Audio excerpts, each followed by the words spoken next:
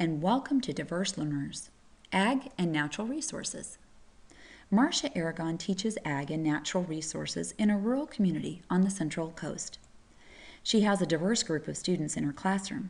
Luckily, Marcia not only has experience with a variety of differently abled learners, but she goes out of her way to ensure that her curriculum provides multiple entry points for students at different levels. Marcia finds that projects that address real issues in farming and the use of natural resources invite the flexibility that allows all of her students to learn.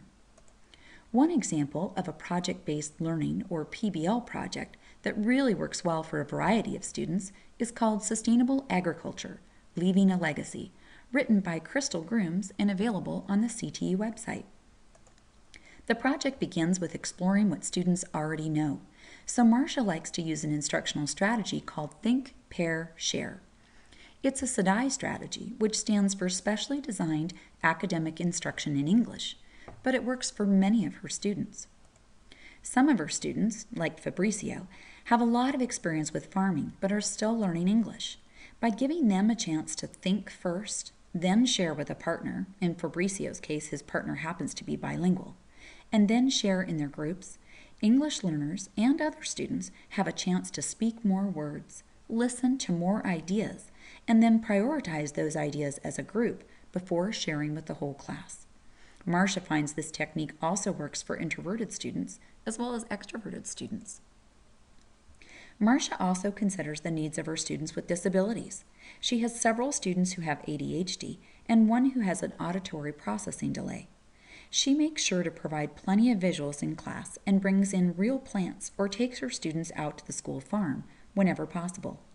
The hands-on time in the dirt works really well for kinesthetic learners like Sam, and the students with ADHD find it easier to learn when they are actively involved.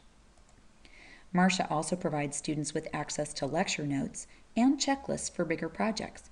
It helps all of her students stay on track.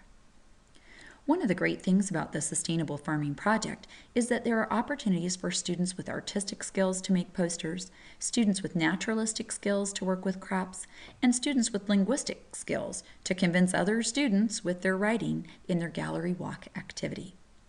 It really offers a variety of ways for students with different learning styles and different intelligences to showcase their mastery of the content.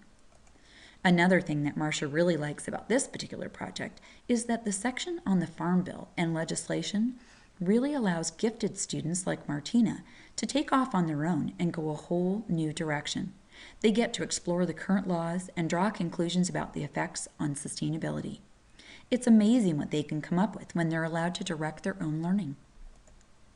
Marcia finds that her adult learners also prefer to direct their own learning pathways. Often they know what they want to learn, and they have a lot of personal experience to contribute on issues like soil erosion, crop diversity, and manual labor issues that add real value to their discussion.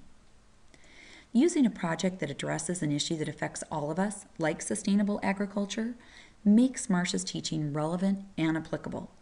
She's excited to share the idea of movable chicken coops with her students.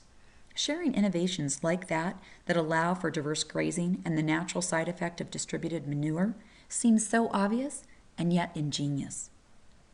Thinking about all her students and their diverse needs and talents helps Marcia plan the best projects and creates a supportive learning environment for her students. Having a variety of students means having a variety of instructional approaches.